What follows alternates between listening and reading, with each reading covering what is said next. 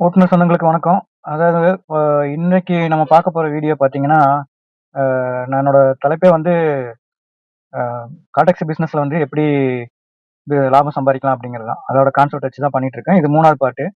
So அந்த வீடியோக்கள் 2மே கண்டிப்பா யூஸ்ஃபுல்லா இருந்திருக்கும். தொடர்ந்து வீடியோக்கள பாருங்க. அ உங்க முடிஞ்ச வரைக்கும் உங்க ஃப்ரெண்ட்ஸ்களுக்கும் நீங்க அத கொஞ்சம் ஷேர் பண்ணுங்க, ஹெல்ப் பண்ணுங்க.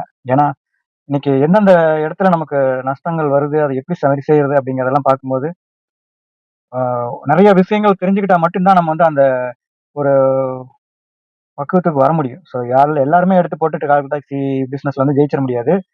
ஸோ அதுக்காக தான் இன்னைக்கு என்ன தலைப்பு அப்படின்னு பார்த்தீங்கன்னா, நீங்க எவ்வளவோ போராட்டங்களுக்கு பிறகு நெறைய கஷ்டப்பட்டு சம்பாரிச்சு நீங்க கையில காசு வச்சு ஏதோ இருந்தாலும், உங்களுக்கே தெரியாம ஒரு இடத்துல வந்து பணம் வீண் செலவு, விரயங்கள் ஆகிட்டு இருக்குங்கிறது உங்களுக்கு அது எப்படி புரியுதுங்கிறது எனக்கு தெரியல. ஸோ தெரியாதவங்க கண்டிப்பா இந்த வீடியோ தெரிஞ்சுக்கோங்க. அதுக்காக தான் இந்த வீடியோ போட்டிருக்கேன். ஒண்ணுமே இல்ல. இப்ப நீங்க வந்து ஒரு ஆயில் சர்வீஸோ இல்ல ஏதோ ஒரு இதுக்காக நீங்க போறீங்க.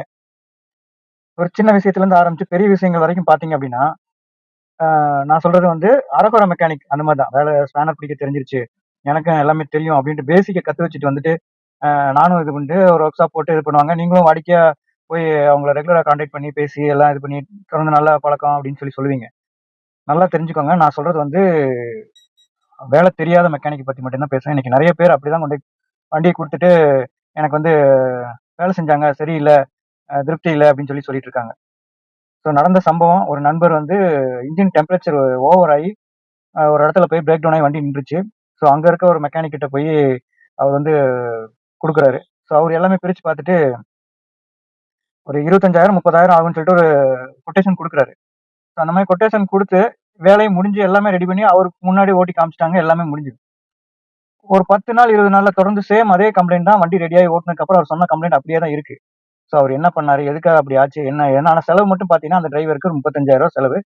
காசு அவர் அவர்ட்ட குடுத்துட்டு, அவரு எல்லாம் பார்த்துருங்க, முடிச்சு வைங்கன்னு சொல்லிட்டு குடுத்துட்டு வந்துட்டாரு. ஸோ அவருக்கு வந்து மெக்கானிக் ஒண்ணும் இல்ல. அவரு வந்து காச வாங்கிட்டு அவர் போயிருவாரு. ஆனா செலவு பண்றவரு மறுபடியும் அது சரியாகணும் அப்டின்னா, மறுபடியும் அவரு 25,000 30,000 அத செலவு பண்ணணும். வேற ஒருத்தர்ட்ட போய் பார்க்குறேன், நல்ல ஆளா போய் பார்க்குறேன் அப்டின்னு சொல்லி போனாலும், அவரும் வந்து என்ன பண்ணியிருக்காங்கன்னு தெரியாது. பிரிச்சு பார்த்து நான் பண்ணணும் அப்டிம்பாங்க. அதனால ஓட்டுநர் நண்பர்கள் தயவு செய்து ஒரு நல்ல ஒரு திறமையான ஒரு மெக்கானிக் செலக்ட் பண்ணுங்க. ஸோ அவரு கிட்ட குடுத்து எவ்வளோ தூரமானாலும், எவ்வளோ செலவானாலும் ஒரே டைம்ல செலவு பண்ணி அத ரெடி பண்றதுக்கு பாருங்க.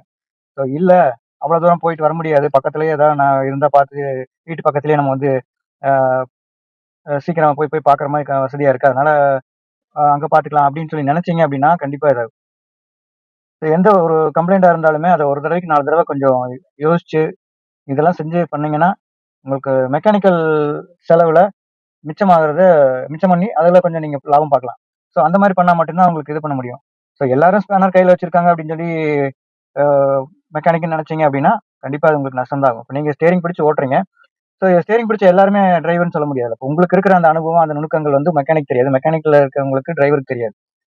ஆ உண்மையில என்னோட வண்டியில செல்ஃப் மோட்டார் கம்ப்ளைண்ட் ஓவரால் பண்றதுக்காக குடுத்தேன். நான் போய் பக்கத்துல அவங்க வேலை செய்யும்போது நின்னதுக்கு, என் சொந்த வண்டி செல்ஃப் மோட்டார் வேலை பார்க்குறாங்க. என்னையே நாய் விரட்டுற மாரி விரட்டிட்டானுங்க. "நீ பக்கத்துல நின்னா எங்களுக்கு வேலை ஓடாது. நீ கிளம்பு" அப்படின்ட்டானுங்க.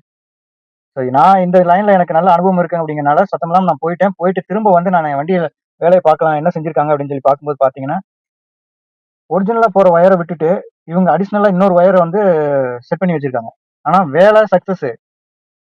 கழட்டுன அதே பொருள திரும்ப மாட்டும்போது, அது ஏன் வந்து அவங்களுக்கு அந்த அடிஷனல் வயர் குடுக்கறதுக்கு என்ன ரீசன்? ஏன்னா வேல தெரியல. ஷார்ட்கட் என்னென்ன பண்ணணுமோ அதெல்லாம் தெரிஞ்சு வச்சுக்கிறாங்க. சரி இது இல்லைன்னா அது. இப்படியே நீங்க ஒரு வண்டியில ஒரு வேலைக்கு ஒரு 10 வேலை, 20 வேலை தொடர்ந்து அந்த மாரி மெக்கானிக் கிட்ட பார்த்தீங்கன்னா, அந்த வயரிங் கிட்ல இருந்து, அந்த மோட்டர்ல இருந்து எல்லாமே வந்து டேமேஜ் பண்ணி விட்டுருவாங்க. நெறைய பேர் சொல்றத கேட்டிருப்பீங்க. இந்த லைன்ல வந்து கார வாங்கி தீனி போடுறது வந்து யானைக்கு தீனி போடுற மாரி, அதுக்கு வந்து செலவுகள் அதிகம் அப்படின்னு. அதெல்லாம் ஒண்ணுமே கிடையாது. கரெக்ட்டா டயக்னோஸ் பண்ணி, கரெக்ட்டா ப்ராப்ளத்த சால்வ் பண்ற மெக்கானிக்கள் ரொம்ப ரொம்ப குறைவு தான். ஒரு மெக்கானிக் கிட்ட போனீங்க அப்படின்னாலே, நீங்க அவங்க என்ன சொல்லணும், சரி இத ஒவ்வொன்னா ட்ரை பண்ணி பார்க்கலாம் அப்படின்னு சொல்லணும். அப்ப யாருமே சொல்ல மாட்டாங்க நெறைய இடத்துல. போனோனே இன்னைக்கு இவன் மூலியமா நமக்கு ஏதாவது வருமானம் வரணும் அப்படின்னு சொல்ற மெக்கானிக்கல் தான் நெறைய இருக்காங்க. மெயினா நீங்க கண்டுபிடிக்க வேண்டியது நல்ல திறமையான ஆளு. அவர் எந்த கம்பெனில வேலை செஞ்சாரு. அவரு எத்தன பேர் உங்களுக்கு சர்டிபிகேட் குடுக்குறாங்க. அவங்க நல்ல மெக்கானிக் அப்படின்னு சொல்லி. இதெல்லாம் பார்த்து கொஞ்சம் ஆராய்ஞ்சு அதுக்கப்புறமா செய்யுங்க. அவரு ரொம்ப பிஸியா இருந்தா கூட ஒரு நாள் விட்டு அதுக்கு அடுத்த நாள் இல்ல அதுக்கு அடுத்த நாள் தான் வர சொன்னாருன்னா கூட, அடுத்த நாள் கூட போய் பொறுமையா பாருங்க. ரொம்ப எமர்ஜென்சின்னா சொல்லுங்க. அவரே இது பண்ணுவாரு. ஸோ அந்த மாரி ட்ரை பண்ணி பாருங்க. ஸோ வண்டி வேலைகள் வந்து உங்களுக்கு நஷ்டத்த ஏற்படுத்தும். வண்டியில வேலை வரதில்ல. வேலை வந்தா சரியா செய்ய தெரியாதவங்கனால உங்களுக்கு அதிகமா செலவு வரும். ஸோ இதையும் நீங்க வந்து பார்த்து அத பண்ணி மிச்சம் பண்ணிக்கிட்டீங்க. நல்ல ஒரு இடத்துல குடுத்தீங்க அப்படிங்கன்னா, ஒரே டைம்ல பணத்த சேவ் ஆகலாம். இன்ஜின பொறுத்தவரைக்கும் ஆ ஃபர்ஸ்ட் குவாலிட்டி என்ன பொருளோ அந்த அந்த இத மட்டும் வாங்கி போட பாருங்க. ஏன்னா செகண்ட் குவாலிட்டி அதுல இது நெறைய பேர் சொல்லுவாங்க. இந்த பார்ட்ஸ் வந்து ஒரிஜினல்குள்ளயே இந்த பார்ட்ஸ் தான் வச்சு குடுப்பாங்க. அவன் கம்பெனில குடுக்குறான், நாங்க டைரக்ட்டா குடுக்குறோம் அப்படிங்கிற மாதிரிலாம் சொல்லுவாங்க. அதனால அதெல்லாம் நம்பாதீங்க. நீங்க ஃபர்ஸ்ட் குவாலிட்டினா ஃபர்ஸ்ட் குவாலிட்டியே வாங்கி போடுங்க. இன்ஜினுக்கு மட்டும் செகண்ட் சாய்ஸே வச்சுக்காதீங்க. Oil filter, air filter, engine ஆயில்லாம் வந்து சிந்தட்டிக் ஆயில் ஊத்த பாருங்க. கண்டிப்பா ஒரு 3 லிட்டரு 3 1/2 லிட்டரே வந்து ரூ. 3000 அந்த மாரி கூட வரக்கு வாய்ப்பு இருக்கு. நீங்க டோட்டலா இன்ஜின் வேலை செய்றது ஒண்ணு தான். நீங்க ஆயில காப்பாத்திக்கிறதுனா 5,00,000 கிலோமீட்டர் கரெக்ட்டான டைமிங்க்கு ஆயில் சர்வீஸ் பண்ணீங்கன்னா, உங்களால கண்டிப்பா ஆ 5,00,000 கிலோமீட்டர் எந்த பிரச்சனையும் இல்லாம வண்டி ஓட்டலாம். வண்டி எடுத்த காலத்துல இருந்து ஆரம்பத்துல புது வண்டிக்கு மட்டும் சொல்றேன். செகண்ட்ஸ்ல வண்டி வாங்குனீங்கன்னா, முன்னாடி இருக்கவங்க எப்படி மெயின்டெனன்ஸ் பண்ணாங்கன்னு தெரியாது. ஆரம்ப காலத்துல இருந்து கடைசி வரைக்குமே கூலண்ட்டே வந்து நீங்க என்ன பண்ணணும்னா, டிஸ்டில்ட் வாட்டர் யூஸ் பண்ணுங்க. கூலண்ட்டும், டிஸ்டில் வாட்டரும் ரெகுலரா ஊத்துங்க. எங்கேயுமே எப்பவுமே வெறும் தண்ணியில ஓட்டுனேன்னு மட்டும் நீங்க அத மெயின்டெயின் பண்ணீங்கனாலே போதும். எல்லாம் ரேடியேட்டர் ஓட்டையாகாது. நீங்க ரேடியேட்டர் சர்க்குலேஷன் வந்து கரெக்ட்டா இருக்கும். எங்கேயுமே அடைப்பு இருக்காது. கூலண்ட் இல்லாம என்னைக்குமே ஓட்டாதீங்க. ஸோ இந்த மாரி சில நாலேட்ஜ் எல்லாம் இல்லாதனால தான் இன்னைக்கு நெறைய பேரோட லைஃப் வந்து வண்டிக்கு வீண் செலவுகள் அதிகமா பண்ணிக்கிட்டு ஓஞ்சு போயிடுறாங்க. போயிட்டு இத வச்சு வேலை செய்யறதுக்கு செலவு தான் அதிகம் அப்படின்னு சொல்லி அப்படியே தூக்கி போட்டு போயிடுறாங்க. ஸோ தரமான ஒரு மெக்கானிக்க செலக்ட் பண்ணுங்க. நல்லபடியா வேலை பாருங்க. ஃபர்ஸ்ட் செகண்ட் குவாலிட்டி, தேர்ட் குவாலிட்டிக்கெல்லாம் போகாதீங்க. நல்லதா இத மட்டும் பண்ணிட்டீங்கனாலே போதும். உங்க வண்டி கஸ்டமர் வச்சு எங்க நடு ரோட்ல எங்கேயுமே நிக்காது. நீங்க பாட்டுக்கு போயிட்டு நல்ல பேர் எடுத்து வந்துரலாம். ஐயோ! இவ்வளோ கையில காசு இல்ல. இனி அவ்வளோ காஸ்ட்லியா வாங்கி போட்டு நமக்கு மிச்சம்னா அப்படிலாம் நினைக்காதீங்க. அந்த கடவுள் நம்ம ஒரு வண்டி நம்ம வச்சிருக்கோம் அப்படின்னா, அந்த வண்டி தான் கடவுள். ஸோ அந்த கடவுள் நம்மள காப்பாத்துற கடவுளுக்கு நம்ம ஃபர்ஸ்ட் சாய்ஸ் குடுங்க. எதுவுமே வந்து செலவு பண்றதுக்கு யோசிக்காதீங்க. இத பண்ணிட்டீங்கனாலே போதும். உங்களுக்கு நல்லது. அனாவசிய செலவுகள் தடுத்துக்கங்க. கண்டிப்பா நல்ல லைஃப்ல முன்னுக்கு வரலாம்.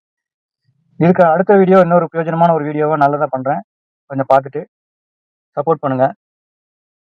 இந்த வீடியோ யூஸ்ஃபுல்லா இருக்கும்னு நினைக்கிறேன். இதையும் பார்த்துட்டு உங்களுக்கு நெறைய ஃப்ரெண்ட்ஸுக்கு ஷேர் பண்ணுங்க. சப்ஸ்கிரைப் பண்ணுங்க.